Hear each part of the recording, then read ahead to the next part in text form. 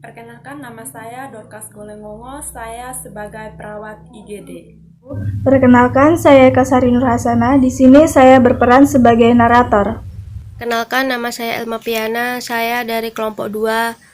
Di sini saya berperan sebagai pasien. Saya Ervina Eka Mustafa, di sini saya berperan sebagai perawat Ervina. Saya Diva Ayu Octaviani, di sini saya berperan sebagai dokter IGD.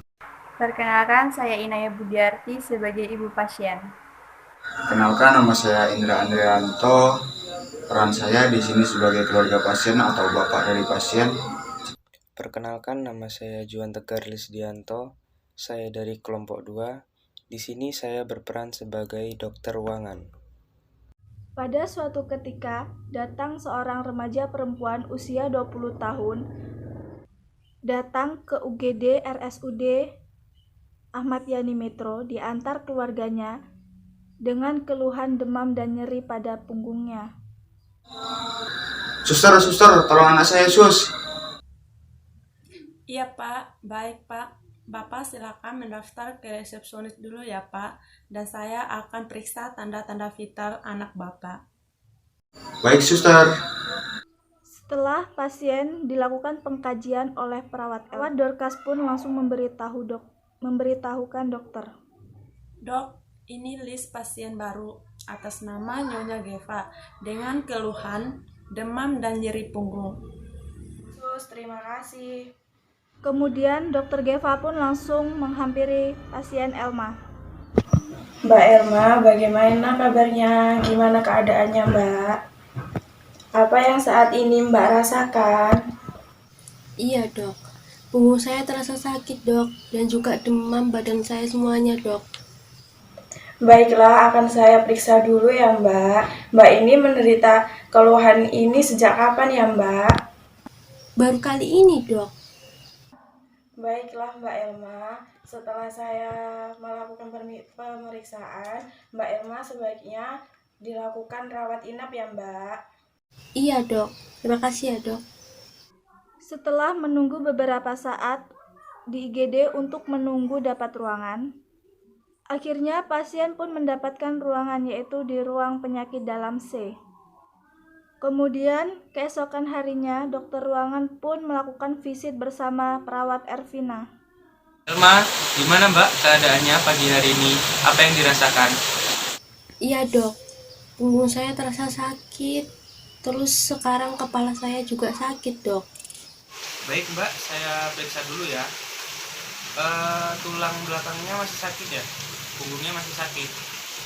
Kalau begitu saya menyarankan untuk Mbak ini melakukan tindakan biopsi sumsum tulang belakang ya Mbak ya, supaya kita bisa tahu bagaimana hasilnya.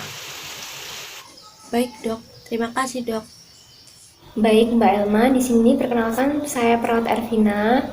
Di sini saya akan membantu Dokter Juan untuk melakukan tindakan biopsi, di mana tindakan biopsi itu sendiri adalah tindakan untuk pengambilan sampel untuk dianalisis lebih jauh lagi. Dan metode biopsi yang dilakukan yaitu dengan cara memasukkan jarum suntik berukuran panjang ke dalam tulang pinggul ya Mbak. Nah, mungkin Mbak Elma ini akan merasakan sedikit sakit, tapi sebelumnya akan dibius dulu ya Mbak. Nah, sekarang saya akan siapkan untuk alat-alatnya dulu ya Mbak. Iya sus, terima kasih atas penjelasannya ya sus. Ya Mbak, sama-sama. Beberapa saat kemudian dokter pun datang untuk melakukan biopsi sumsum tulang belakang pada pasien. Dan setelah itu dokter telah mendapatkan hasilnya beberapa jam kemudian. Dan dokter pun memberitahukan hasil yang kurang baik ini kepada pasien dan keluarganya. Selamat sore Mbak, gimana Mbak keadaannya pada sore hari ini? Iya dok, masih sedikit nyeri ini dok. Baik Mbak Elma, apakah Mbak Elma udah tahu riwayat penyakitnya Mbak Elma sebelumnya memiliki penyakit apa? Belum dok, saya belum tahu. Saya hanya beberapa saat merasa sakit, pusing, tetapi nyeri di punggung baru kali ini, Dok.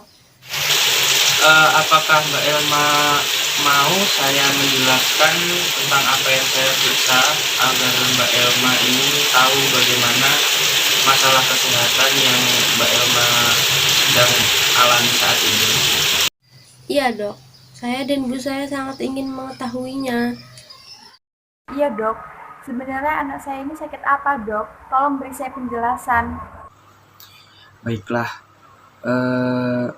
saya khawatir saya memiliki berita buruk. Dari hasil pemeriksaan biopsi sumsum tulang belakang anak ibu, hasilnya menunjukkan bahwa anak ibu mengidap penyakit leukemia atau biasa disebut kanker darah. Apa, Dok? Saya terkena kanker darah, Dok. Nggak mungkin, Dok. Saya terkena kanker darah, nggak mungkin. Baiklah Ibu, saya dan tim akan berusaha semaksimal mungkin untuk merawat anak Ibu. Tetapi sekitar sepertiga dari kasus seperti ini bertahan hidup sampai 1 tahun, sepenuhnya hanya sampai 6 bulan. Jadi apa yang akan terjadi pada anak Ibu ke depannya, saya dan tim tidak ada yang tahu.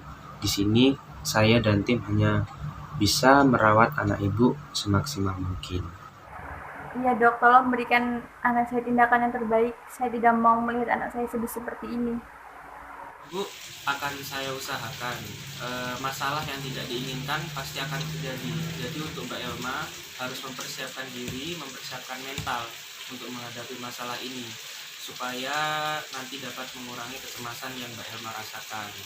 Saya di sini juga akan melakukan yang terbaik untuk Ibu dan Mbak Elma juga ya. Iya, Dok. Terima kasih, Dok, atas penjelasannya.